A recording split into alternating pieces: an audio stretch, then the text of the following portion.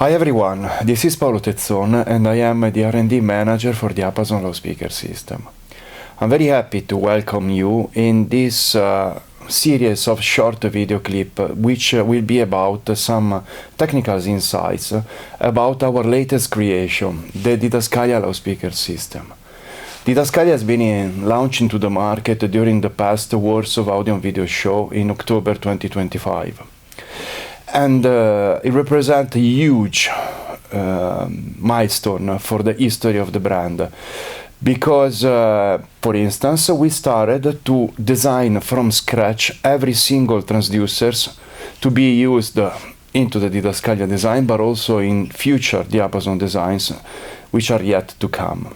This is a huge step forward when it comes to the technology relative to the Diapason brand. Let's start talking about the tweeter, which is the very first topic we're gonna discuss. This tweeter has been designed to gather the beautiful cooperation that we have with Scanspeak from Denmark. I'm assuming that if you are watching this video, you're an audiophile, so there are really few chances you don't know who Scanspeak is.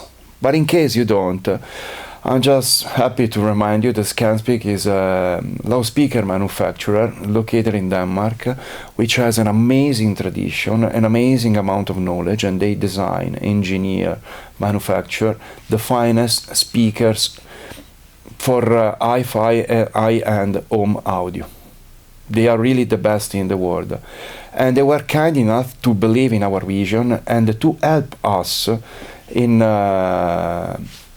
transforming our vision into reality when it comes to the speakers we needed for Didascalia and the incoming Diapason project.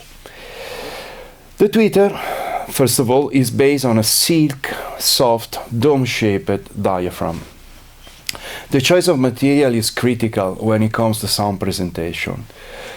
We learned over the years that only natural materials are capable to provide a natural sound presentation, which is the final goal for any Diapason design. Particularly, the diaphragm we choose for is a pretty wide diaphragm with a wide voice coil attachment and a tiny surround. And in our experience, this is the best of the best when it comes to reaching the kind of sound we wanted. The diaphragm itself is then treated using an end coating process done by some extremely skilled ladies in Denmark.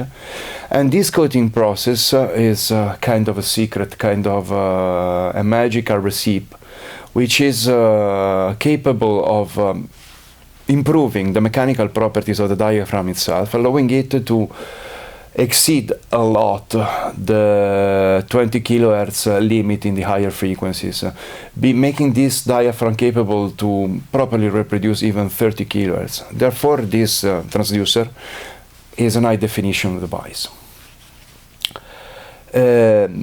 Diaphragm obviously was the main point of attention when it came to our design. We always start considering diaphragms as a first step because this is what produces sounds, literally. But of course, all the other parts of the transducers are equally important. And for instance, for this design, we pick the best of the best when it comes to the magnet system. The magnet system is based on a big piece of neodymium, which is circularly shaped and is surrounding outside the voice coil, and such a geometry is capable to create a very focused and intense magnetic flux. This translates, when it comes to the performance point of view, into an amazing amount of dynamic, of articulation, of incredible ability for these transducers to finally and properly reproduce even the smallest nuances when it comes to the musical signal in the high frequencies.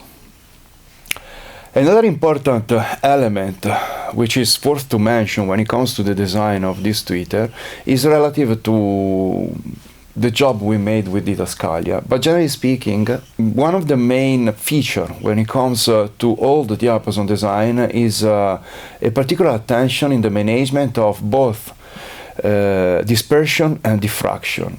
You know,